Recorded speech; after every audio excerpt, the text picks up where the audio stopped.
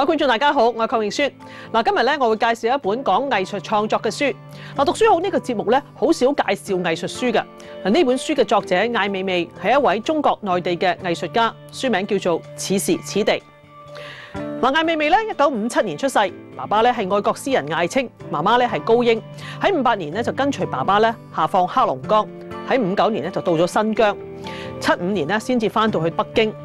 喺1978年咧就入讀北京嘅電影學院，3年之後移居美國嘅紐約。回國定居北京已經係去到1993年啦。佢喺95年咧就發表咗高度爭議嘅作品《失手》，將一個漢朝古董嘅花樽咧掉喺地上面咧，將佢化為碎片。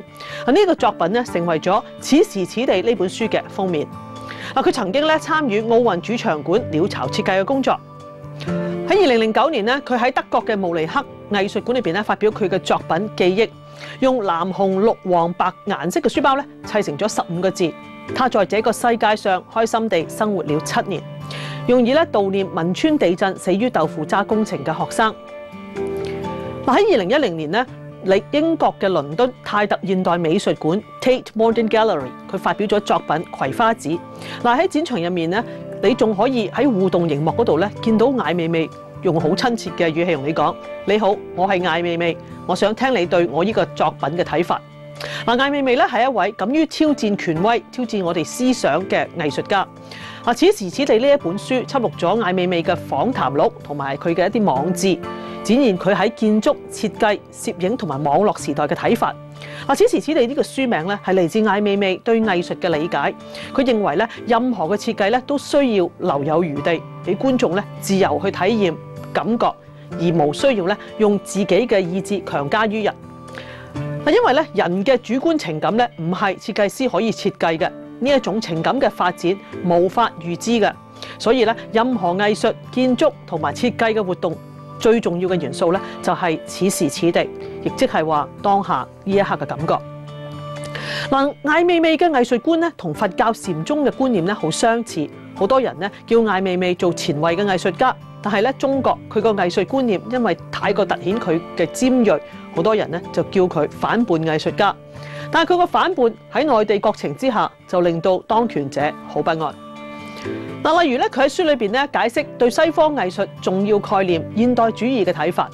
喺1997年嘅時候咧，佢認為咧中國咧還沒有形成有規模嘅現代主義運動，這個運動的基礎是個性的解放及人道主義的普照。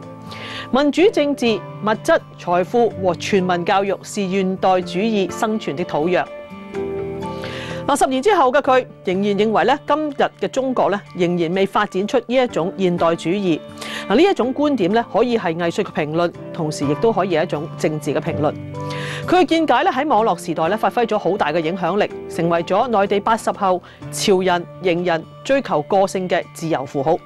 佢用微博，亦都熱衷於用 Twitter。平均咧每一日咧都發放9條微博嘅信息。